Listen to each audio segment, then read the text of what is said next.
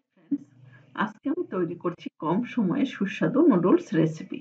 Noodles আমরা অনেকভাবেই তৈরি করে থাকি। এভাবে তৈরি করে দেখুন, কথা দিচ্ছি খেতে কিন্তু অনেক মজার হবে। আশা করছি রেসিপিটি আপনাদেরও ভালো লাগবে। আর ভালো লাগলে প্লিজ চ্যানেলটা সাবস্ক্রাইব করে অল অপশন সিলেক্ট করে পাশে থাকবেন। নুডলস তৈরি করার জন্য এখানে আমি প্যানে কিছুটা জল গরম করে নিয়েছি। এরপর এখানে আমি নুডলসগুলো ভেঙে দিচ্ছি। আমি এখানে প্রায় ৩ প্যাকেটের মতো নুডলস নিয়েছি। তবে এখানে আমি চপস্টিক নুডলস নিয়েছি। আপনারা চাইলে যেকোনো ধরনের নুডলসই রান্না তৈরি করতে পারেন। এরপর আমি নুডলসগুলো ২ থেকে ৩ মিনিটের মতো সেদ্ধ করে নেব।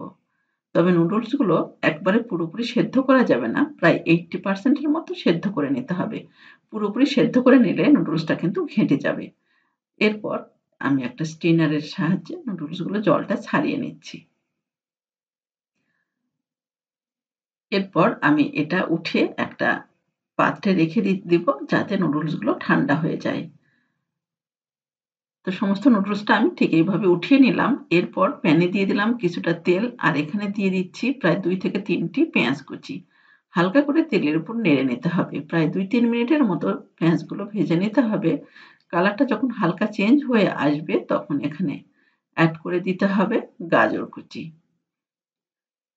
গাজরটা দিয়ে খুব ভালোভাবে ভেজে নিতে হবে। আসলে গাজরটা সেদ্ধ হতে একটু সময় লাগে। এজন্য এটা ২ থেকে ৩ মিনিটের মতো সময় নিয়ে ভেজে নিতে হবে। তবে সবজিটা আপনারা আপনাদের টেস্ট মতো দিতে পারেন। এরপর এখানে দিয়ে দিতে হবে, আমি এখানে দিয়ে দিচ্ছি পেঁয়াজ কলি। আমি পেঁয়াজ কলিটাও দিয়ে দিলাম 1/2 কাপের মতো।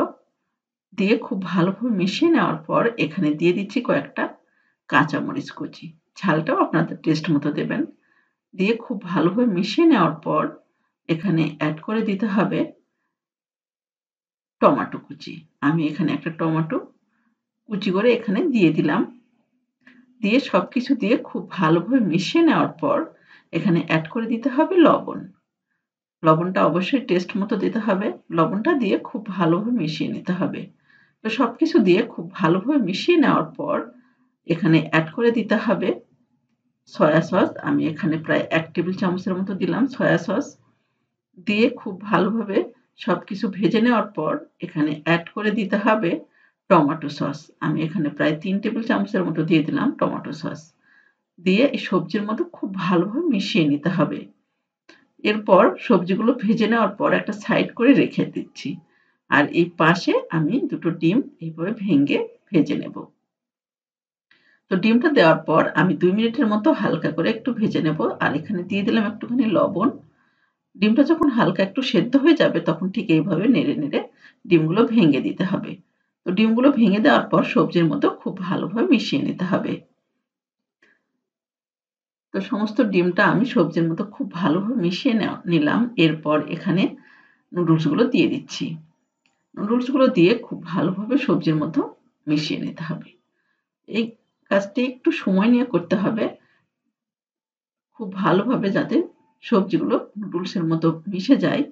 তো ৩-৪ মিনিটের মতো ভালোভাবে মিশিয়ে নেওয়ার পর এখানে এড করে দিলাম আমি নুডলসের ভিতরে যে মসলাটা ছিল, সে মসলাটা আমি পুরোটা এখানে দিয়ে দিলাম। এটাও আমি খুব ভালোভাবে মিশিয়ে নেব। একটু সাবধানে সমস্ত মসলাগুলো খুব ভালোভাবে নুডলসের মতো মিশিয়ে নিতে হবে। এতে করে নুডলসের টেস্টটা কিন্তু খুবই ভালো আসবে। তো কাজটা কিন্তু সম্পূর্ণ হাই হিটে করতে হবে। তো আমার কিন্তু একদম রেডি হয়ে গেল নুডলস। আর এইভাবে তৈরি করলে বাচ্চারা কিন্তু খেতে খুবই পছন্দ করবে। আর এটা শুধু বাচ্চারা না, বড়রাও খুবই পছন্দ করবে। অবশ্যই এইভাবে ট্রাই করবেন। আশা করছি আমার এই নুডলস রেসিপিটি আপনাদের ভালো লেগেছে। আর ভালো লাগলে লাইক, কমেন্ট এবং শেয়ার করে পাশে থাকবেন। তো আজ এ পর্যন্তই। ভালো থাকবেন এবং সুস্থ থাকবেন।